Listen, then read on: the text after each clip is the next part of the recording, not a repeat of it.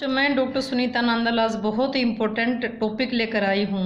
छंद जो 10th class से शुरू होता है और हायर क्लासेस के लिए किसी भी कॉम्पिटिटिव एग्ज़ाम के लिए भी बहुत इम्पोर्टेंट टॉपिक है छंद। और आसान भाषा में देखेंगे छंद क्या है। छंद जो है वो छद धातु से बना है जिसका अर्थ है खुश करना। छंद छद धातु से बना है जिसका अर्थ है खुश करना। छंद का दूसरा नाम पिंगल भी है। इसका कारण क्या था कि छंद जो शास्त्र के जो प्रणेता थे वो पिंगल नाम के ऋषि थे, इसलिए छंद को पिंगल भी कहा गया। ऋग्वेद में सबसे पहले छंद का प्रयोग ऋग्वेद में मिलता है। गद्य में व्याकरण का प्रयोग होता है और पद में छंद का प्रयोग होता है। गद्य में व्याकरण का और पद में छंद का। छंद का अर्थ है छंद छद धातु से बना है जिसका अर्थ है खुश करना। पिंगल ऋषि के नाम पर इसको पिंगल भी कहते हैं। सबसे पहले छंद का प्रयोग ऋग्वेद में हुआ। गद्य में व्याकरण का प्रयोग होता है जबकि पद में छंद का प्रयोग होता है। इस प्रकार छंद उस रचना का नाम है जिसमें मात्राओं, वर्णों, यति और गति का विशेष नियम हो। छंद वो रचना है जिसमें मात्राओं, वर्णों, यति और गति का विशेष नियम हो, वो क्या कहलाएगा? छंद। छंद के दो भेद होते हैं, मात्रिक और वर्णिक। मात्रिक छंद वो होते हैं जिसमें केवल मात्राएं गिनी जाती। वर्णिक छंद वो होते हैं जिसमें केवल वर्ण गिने जाते हैं। वर्ण क्या है? वह है छोटी से छोटी ध्वनि जिसके और टुकड़े नहीं हो सकते, वो क्या कहलाते हैं? वर्ण। आगे चलकर मात्रिक के भी और वर्णिक के भी तीन तीन उपभेद हो जाते हैं। जैसे मात्रिक में भी सम, विषम और अर्धसम। सम क्या होता है? सम में 4 चरण होते हैं जिसमें सारी मात्राएं समान होती हैं। और अर्धसम किसमें होता है? जिसमें आधी मात्राएं समान होती हैं, जैसे पहले और तीसरे में एक जैसी हो और दूसरे और चौथे में एक जैसी हो। और विषम क्या होता है? जिसमें सारों में 1, 2, 3, 4 सब में अलग अलग मात्राएं हों। इसी तरह वर्णिक के भेद बनाएंगे। पहला कौन सा? समवर्णिक, जिसमें सारे वर्ण समान हो चारों पदों में। अर्धसम जिसमें आधे में समान हो। विषम जिसमें सब में अलग अलग हो। इतनी गहराई में जाने की जरूरत नहीं है। छंद उस रचना का नाम है जिसमें मात्राओं, वर्णों, यति, गति का विशेष नियम हो, उसे छंद कहते हैं। छंद के दो भेद हैं, मात्रिक और वर्णिक। मात्रिक जिसमें मात्राएं गिनी जाती हैं और वर्णिक जिसमें वर्ण गिने जाते हैं। अब देखिए जो छंद के अंग कौन कौन से होते हैं, सबसे महत्वपूर्ण चीज़ है, क्योंकि जब तक इसका बेस क्लियर नहीं होगा तब तक आगे चलने से कोई फायदा नहीं हुआ। छंद के अंग होते हैं, सबसे पहला अंग है उसका चरण। चरण को पद भी कहते हैं, चरण को पाद भी कहते हैं। जो चरण के पद हैं ये प्राय 4 होते हैं। चरण के पद 4 होते हैं, इसमें प्रत्येक को चरण कहते हैं। दूसरे शब्दों में छंद का जो चतुर्थांश होता है, चतुर्थ अंश, चौथा हिस्सा, उसको चरण कहते हैं। ये 2 होते हैं, सम और विषम। सम किसको कहेंगे? जिसमें दूसरा और चौथा। विषम किसको कहेंगे? पहला और तीसरा। चरण को पाद भी कहते हैं और पद भी कहते हैं। चरण को पाद भी कहते हैं और पद भी कहते हैं। छंद का जो दूसरा अंग है वो वर्ण या मात्रा। वर्ण कौन से? जैसे अ, आ, ई, उ, ऊ, ये वर्ण भी हैं। मात्राएं आगे डिस्कस करेंगे मात्राओं के बारे में। तीसरा है संख्या और क्रम। चौथा है गण, बाद में बनाने सीखेंगे ये। अगला है गति। गति का मतलब जो कविता पढ़ते हैं हम, उसमें कितनी स्पीड से पढ़ी जाए, कहाँ रुकना है उसको कहेंगे यति या विराम, जहाँ रुकते हैं, जहाँ सांस लेते हैं। तुक, जो अंत में तुक्का लगता है, तुकांत जो शैली होती है वो होता है तुक। तो छंद के जो अंग है, पहला चरण, फिर वर्ण और मात्रा, फिर संख्या और कर्म, फिर है गण, फिर गति, फिर यति और उसके बाद है लास्ट है तुक। अब देखो इसमें जो पहला तो चरण था, दूसरा था वर्ण और मात्रा। वर्ण क्या है? वर्ण है वह छोटी से छोटी ध्वनि जिसके और टुकड़े नहीं हो सकते, उसको क्या कहेंगे? वर्ण कहेंगे। वर्ण को ही अक्षर भी कहते हैं। और वर्ण भी ये 2 प्रकार के हैं, दीर्घ है, ह्रस्व है और दीर्घ है। तो इसमें मात्राएं गिनेंगे जहाँ आधा अक्षर है। अब मात्रा कैसे गिनेंगे?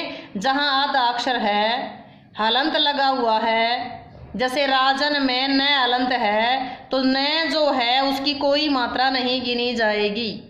कृष्ण में श आधा है, हलंत है, हलंत मान लो, इसको या आधा मानो, तो इसमें इसकी मात्रा कोई भी नहीं गिनी जाएगी। जो आधा वर्ण है उसकी कोई मात्रा नहीं गिनी जाएगी। आधा अक्षर है तो उसके अगले वाले पर गिनी जाएगी। जैसे हलंत देखो, इसमें हलंत में जो न है वो अगले पर गिनी जाएगी, इसका कोई जिक्र नहीं होगा। अब वर्णों की गणना कैसे करेंगे? जैसे अ, ई, उ, री, क, की, कु, क्री, ये जो हैं वो एक मात्रिक हैं, छोटे हैं, ह्रस्व हैं, इनके को केवल एक मात्रा से गिना जाएगा। एक मात्रा को आई से काउंट किया जाएगा, एक मात्रा को आई कहेंगे। अब जहाँ दो मात्राएं लगती हैं, जिसमें आ की मात्रा दो ए मिल गए, ए में ए मिला तो आ हुआ ना। ये सब दो मात्राओं जो दो मात्राएं होती हैं उसको हमें एस से काउंट करेंगे। उसको एक मात्रा को आई से काउंट करेंगे और दो मात्राओं को एस से काउंट करेंगे। जैसे आ, ई, उ, ए, ऐ, ओ, औ, का, की, कु, के, कई, को, कऊ। तो इनमें सब में दो मात्राओं का समय लगता है। दीर्घ स्वर हैं ये, तो इसलिए दीर्घ व्यंजन हैं, जो स्वर भी हैं और व्यंजन भी हैं, तो इसलिए इनमें दो मात्राओं का समय लगता है। तो इनमें दो मात्राएं हैं। एक मात्रा जो इसमें ह्रस्व हैं उनमें एक मात्रा, जो दीर्घ हैं उनमें दो मात्राएं। अब जो इसमें आएगा लघु, क्या होता है? लघु का मतलब जो छोटा होता है उसको एक मात्रा आई से काउंट करेंगे। गुरु में दो मात्रा एस से काउंट करेंगे। अब देखिए इसमें जैसे इंदु है, बिंदु है, आता है, अदय, इसमें कितनी मात्राएं काउंट करेंगे? ई के ऊपर जहाँ बिंदु लगा है, ई के ऊपर ई ये है, ये डबल हो जाएगी। बी के ऊपर बिंदु है तो ये डबल हो जाएगी। अतः में तय के बाद विसर्ग है तो तय डबल हो जाएगा, एस काउंट होगा। अदय में ध के बाद विसर्ग है तो ये डबल काउंट होगा। नगर में गए आधा है तो ये आधे की मात्रा नहीं गिनी जाती। अगला अगर सिंगल है तो ये डबल हो जाएगा, यानी कि डेढ़ हो गया, डेढ़ नहीं होता, ये अगले के ऊपर प्रभाव डालेगा, ये डबल हो गया, एस काउंट किया जाएगा। इसी तरह दुग्ध में भी गए आधा है, ये डेढ़ हो गया, डेढ़ मीन्स यहाँ दो हो गया, इसको क्या काउंट करेंगे? इसको एस काउंट करेंगे। इसी तरह नगर में भी इसको एस काउंट करेंगे। ये मात्राओं की गिनती है।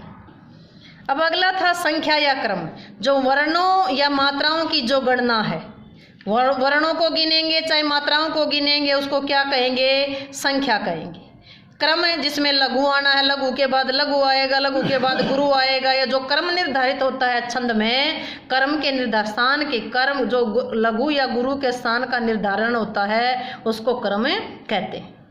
अगला है गण। गण किसे कहते हैं?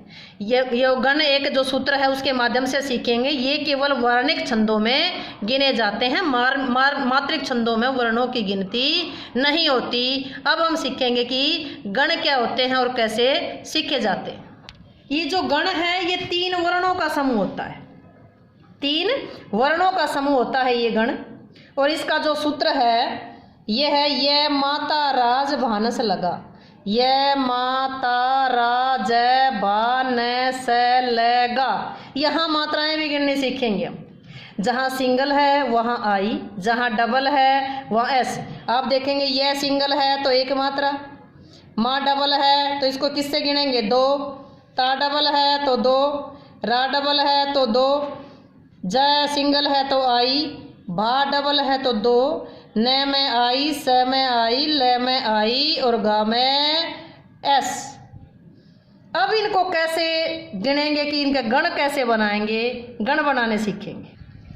जो पंक्ति थी ये माता राज भानस लगा, सबसे पहले ये आया, ये के बाद गण लगा दिया ये गण, मैं के बाद गण लगा दिया तो मगण, तय के बाद गण लगा दिया तो तगण, र के बाद गण लगा दिया रगण, ज के बाद ग लगा दिया तो जगण, उसके बाद ज के बाद भानस है भा, भ के बाद गण लगा दिया तो भगण, और भगण के बाद न के बाद गण लगा दिया तो नगण, और स के बाद गण लगा दिया तो सगण, और ल के बाद गण लगा दिया तो इसको लगण नहीं कहेंगे, इसको कहेंगे लघु, और गा को कहेंगे गुरु। अब इसमें देखेंगे आप, ये माता में क्या हुआ, ये का ये माता, इसमें 3 गिनेंगे, ये माता की आई ऐसे ऐसे, ये मातारा क्या बना ऐसे ऐसे ऐसे, अगले 3 गिन लेंगे। अब ताराज का तगड़ का ताराज क्या हुआ ऐसे ऐसे आई, रगण में क्या होगा राज भा, तो क्या आया ऐसे आई ऐसे, जगण में क्या होगा जय भा न आई ऐसे आई, भागण में क्या होगा भा न से ऐसे आई आई, नगण में क्या होगा न से ले आई आई आई, सगण में क्या होगा से लेगा आई आई एस, लघु का क्या होगा आई और गुरु का क्या होगा एस। इस प्रकार हमें गण गिनेंगे, ये गण में आई एस एस, मगण में एस एस एस, तगण में एस एस आई, रगण में एस आई एस, जगण में आई एस आई, बगण में एस आई आई, नगण में आई आई आई, सगण में आई आई एस, लगण का आई, ल का लघु और गा का गुरु। तो ये आप गण समझ गए होंगे। अब इसमें है गति, किसको कहते हैं, गति कहते लय को, जो रिदम होती है, कोई भी कविता है वो लय से गाई जाती है, गाने की तरह गाई जाती है। यति का मतलब है रुकना, आराम करना, ठहरना, विश्राम करना। कोई भी वाक्य पढ़ रहे हैं, कविता पढ़े, जहाँ हम रुके हैं, जहाँ सांस लिया है, उसको कहेंगे यति। तुक क्या होता है, तुक का मतलब तुक्का लगाना। आपने देखा होगा पंक्ति के लास्ट में अक्षर अपने आप मिल जाते हैं, एक जैसे अक्षर मिल जाते हैं, तुक्का लग जाता है तो उसको कहेंगे तुक। जैसे हीरोइन के फ्लैट में दिन हो चाहे रात, दिन हो चाहे रात, अंतिम वर्ण देखेंगे, कुत्ता हरदम गेट पर रहता है तैनात, तो ये लास्ट में आत तात रात भात, ये क्या मिला तुक मिला, इसीलिए यहाँ पर इसको क्या कहेंगे तुक है, तुकांत छंद है। तो वीडियो आपको अच्छी लगी होगी, अगर अच्छी लगी हो तो लाइक करें, शेयर करें, चैनल को सब्सक्राइब अवश्य करें। अगली वीडियो में हमें बाकी छंदों के बारे में पढ़ेंगे। ये तो केवल छंद की भूमिका थी, केवल एक आधार था, इस बेस को समझे बिना हमारे छंद क्लियर नहीं होंगे।